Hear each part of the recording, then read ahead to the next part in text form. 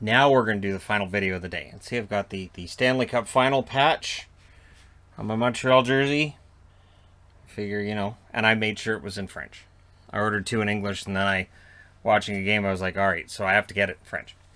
So I'm wearing a Montreal jersey, not necessarily for a reason I'd expected. So apparently Carey Price has waived his no movement clause. Now here's where it gets interesting. That Montreal's going to protect Jake Allen. Oh, that's risky. So you're Ron Francis. You're building a team from scratch. Is Carey Price's contract extremely expensive? Yes. Do you currently have a cap problem? Not really. Carey Price just went to the Stanley Cup final. He's a well-known name. He's a huge name. He's a guy that if you brought him out in front of Seattle fans, a lot of Seattle fans are going to know who he is. Not only that, but, he's from Anaheim Lake. I've heard it pronounced Anaheim and Anaheim Lake. It's Anaheim Lake. And he's, that's not, it's just up the coast. It's not that far from Seattle. So, it's not that far outside the realm of reality that whatever plans Ron Francis has had, he might be looking at this news and saying, oh boy, we can build a team and bring in Carey Price to be the backstop. You can have Carey Price in net. You could probably put together a pretty decent blue line. And, they could be competitive right out of the gate. And the risk for Montreal is, let's say Carey Price's contract is taken off their hands by Seattle. That buys them a lot of cap space. Replacing Carey Price is a daunting task. And I don't think they would go with Jake Allen and Caden Primo. I think we would see Montreal then having to go out and find another goaltender who then is tasked with the job of replacing Carey Price. And in the name of Jocelyn Thibault trying to replace Patrick Roy, that can be really tough. That can be a tough sell. Montreal fans can be kind of hard on goaltenders at times, and it took a while before they were really nice to Carey Price. So, yeah, it's going to be fascinating to see what Seattle does, because you have to think they're going to think about it. Like, I'm really surprised. I guess Montreal figures with this contract, they're not going to want to take him. Not only that, now, there's the $10.5 million cap hit, but there's also signing bonus money that's due in September, which is $11 million.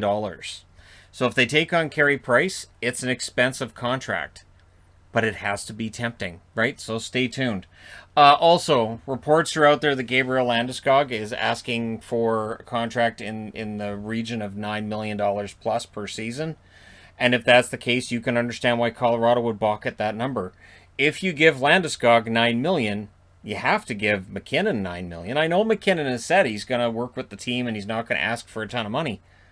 But it's kind of insulting if you give Landeskog $9+ million and then you go to McKinnon and say, hey, we think you're worth $8 million. Or, hey, do you want to do us a favor? It's just human nature to go, well, yeah, I want to do you a favor. Can I get the same contract Landeskog has at least? So that's where that's broken down. Now, if you're wondering when all of the other weekly stuff's going to be happening, it's really busy from here until the 28th. That's 11 days. Tomorrow, of course, we will know the protected lists. Those get released tomorrow morning. So I will be talking to everybody about protected lists, and I'll make up a board of every team and who I think's interesting on the exposed list and who I think they're going to pass on, the veterans that I think they pass on, and that kind of thing. The actual expansion draft's on the 21st. So I will be doing a mock expansion draft between when the expansion lists come out and when they actually do, or when the protected lists come out and when they do their expansion. And then the entry draft's on the 23rd. Round 1 starts at 8 p.m. Eastern, same time as the expansion draft is revealed, 8 p.m. Eastern, 5 p.m. Pacific. July 23rd is, of course, Friday. And then on Saturday at 11 a.m. Eastern, so that's 8 a.m. Pacific. I got to be up early that day. We're doing live streams for both. Rounds 2 through 7 are on July 24th. And, of course, there are always trades during the draft. Never as many as we expect, but maybe this year will be different. After all, we had some fireworks today, right? Maybe that's just the start. And then, of course, on July 28th, we get into free agent frenzy. So over the next 11 days, it's going to be busy. Keep tuned in. And I will report on things when they happen. And, of course, I would have talked about the Carey Price thing a while ago, but I was doing the treadmill. I was also watching a movie that I've wanted to watch for, like, almost a decade. Finally watched it. Really enjoyed it. So, yeah, it's one of those things where I'm like, hey, I've got some time. Little did I know. All right, so that's that. I got on the treadmill, and all of a sudden, all this Carey Price stuff broke. So here I am. Thank you guys so much for watching, for all your support. Don't forget to hit like and subscribe if you haven't already done so. The subscriber numbers have been crazy lately. Thank you guys so much for that. And hey, I will talk to you again soon.